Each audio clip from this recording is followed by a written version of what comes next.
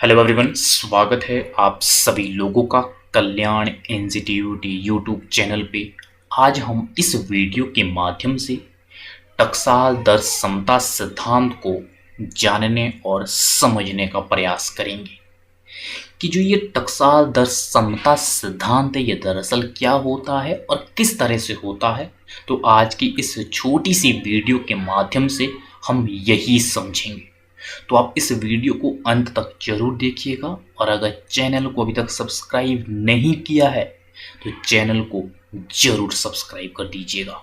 तो चलिए समझते हैं कि जो ये टकसाल दर समता सिद्धांत है ये दरअसल क्या होता है और किस तरह से होता है।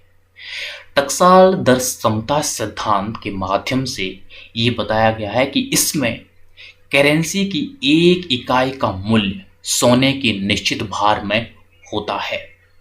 यानी कि किसी देश की जो करेंसी है, अगर हमें उस देश की करेंसी का जो वैल्यू है वो लगाना हो तो टकसाल दर समता सिद्धांत के द्वारा हम इस तरह से लगा सकते हैं कि उस देश की जो करेंसी है, उस करेंसी की निश्चित इकाई उसके बराबर हम सोने के निश्चित भार के आधार पर मूल्य लगा सकते हैं।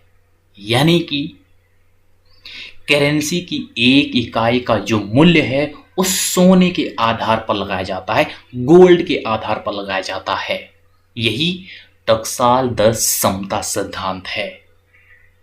किस तरह से जो इंडिया की जो करेंसी है वो रुपए है और अमेरिका की करेंसी डॉलर है, तो किस तरह से डॉलर और रुपए की जो इसका जो मूल्य है वो सोने के आधार पर होगा, वो इस तरह से होगा। इसको हम एक एग्जांपल के माध्यम से समझते हैं। हम मान लेते हैं कि जो एक डॉलर है, एक डॉलर इसका जो मूल्य है हम मान लेते हैं सोने का जो भार है वो 0.1236 ये ग्राम है।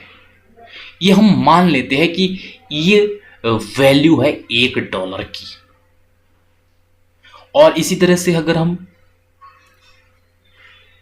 एक रुपए बराबर सोने का भार,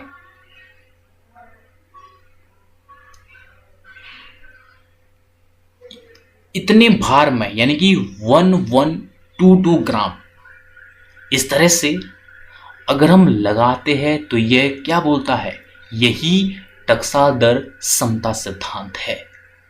यानी कि किसी देश की जो करेंसी है, निश्चित इकाई का जो मूल्य है वो सोने के निश्चित भार में होता है।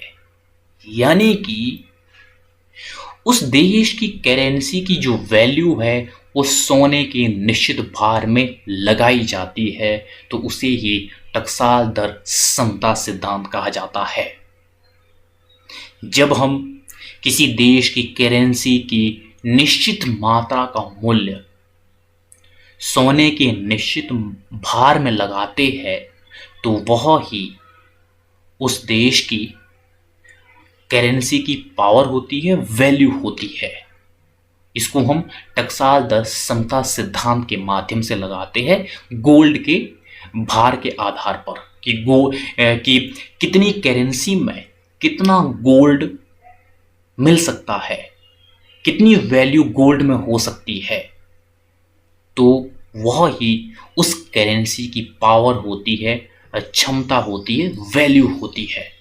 तो इस तरह से आज की इस वीडियो के माध्यम से हमने टकसाल दर समता सिद्धांत को बड़ी आसान शब्दों में इस छोटी सी वीडियो के माध्यम से समझने का प्रयास किया है। तो मुझे उम्मीद है कि आपके लिए जो ये आज की वीडियो है ये वीडियो काफ़ी उपयोगी रही होगी।